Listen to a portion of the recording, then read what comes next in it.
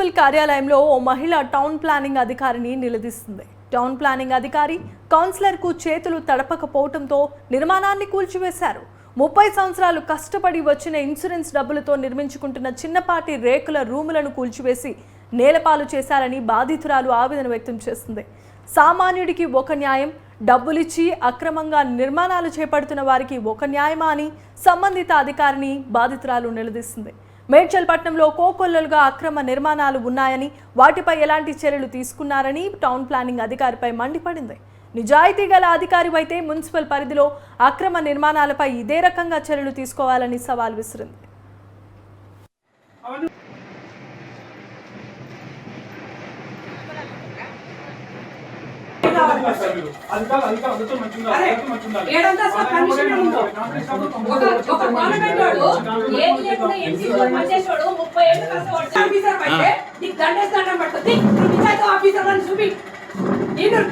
నేను ఎవరు వదిలిపెట్టా, నేను వదిలిపెట్టా, నువ్వు అనుకుంటున్నావు కానీ నేను ఎత్తువేసినట్టు శ్రీకాంత్ పెట్టి ఇలా వెళ్ళిపోతే కంప్లైంట్ చేసిడు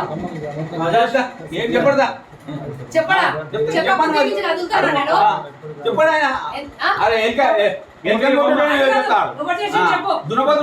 ఒకసారి అంటే వీటిపైన యాక్షన్ తీసుకునే కారణం ఏంది?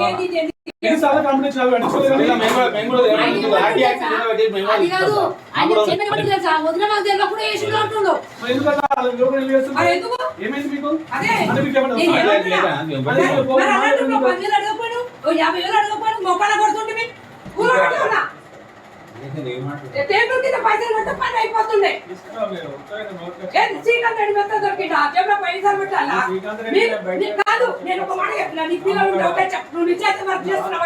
శ్రీకాంత్ రెడ్డి నాడు నిజాయితీగా పనిచేసిన నీ నిజాయితీ అంతా గిన్నె కనిపిస్తుంది.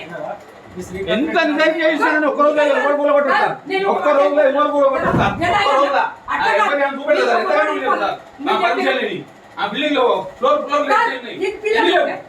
పిల్లలు ఉంటే నువ్వు ఒక ఫ్యామిలీ నీ పిల్లలు ఒక రూపాయి తీసుకోకుండా నువ్వు నిజాయితీగా పనిచేస్తున్నావా? మాది మేడ్చల్ గ్రామం, ఉమానగర్లో మాది ఒకటి ప్లాట్ ఉండే, దాంట్లో రేకుల షెడ్ వేస్తున్నాము. దాంట్లో పర్మిషన్కు కొద్దిగా లేట్ ఉంది. దానివల్ల మాకు ఇంటిమేషన్ ఇచ్చారు, వీళ్ళు ఆపేయమని ఇంటిమేషన్ ఇస్తే ఆపినాము. ఆపిన తర్వాత మార్నింగ్ ఈరోజు 9 o'clock మాకు ఫోన్ చేసినారు. చేస్తే ఆపేయండిరా అని అడిగితే ఆపినామని చెప్పినాము. దాని తర్వాత మేము 10 నిమిషాల లోపల కూలిపోయింది, మొత్తం కూలగొట్టేసినామని అక్కడ బిల్డర్ నుంచి మాకు న్యూస్ వచ్చింది. ఇది మరి ఎందుకు చేసిండ్రు అనేది మాకు తెలియదు. వాళ్ళు మరి డబ్బుల కోసం చేసినారా లేకపోతే మరి ఇన్ని ప్రాజెక్టులు బయట అవుతుంటే అవి పట్టుకోకుండా రేకుల షెడ్ని పట్టుకొని మరి వీళ్ళని డిస్టర్బ్ చేయడము, 10 లక్షల లాస్ చేసి మరి దేనికోసం చేసిరు. ఇక్కడ ఆఫీస్కి వస్తే మేము కాదు ఎవరు చేసిరు అనేది ఒకరి మీద ఒకరు చెప్పుకుంటున్నారు. మేము చేయలేదు అంటున్నారు. ఇక్కడ చైర్మన్ నేను చేయలేదు అన్నాడు. తర్వాత ఎవరు రాధాకృష్ణ నేను చెప్పలేదు అని అన్నాడు. రాజేష్ ఏమో వీళ్ళు చెప్తే ఈయన ఆఫీసరు. ఇక్కడ రాజేష్ అనే తను రాజేష్ అతను నేను వీళ్ళు చెప్తే చేసిన అన్నారు. ఈ విషయం ఎవరు చెప్పి వేరే వాళ్ళు చెప్పితే వీళ్ళు చెప్పితే నేను చేసిన, నాది ఏం బాధ్యత, వీళ్ళు చెప్తే లేదు నోటీసు లేదు. ఎందుకు ఇవ్వలేదు మరి? జాగా మాదే లేదు.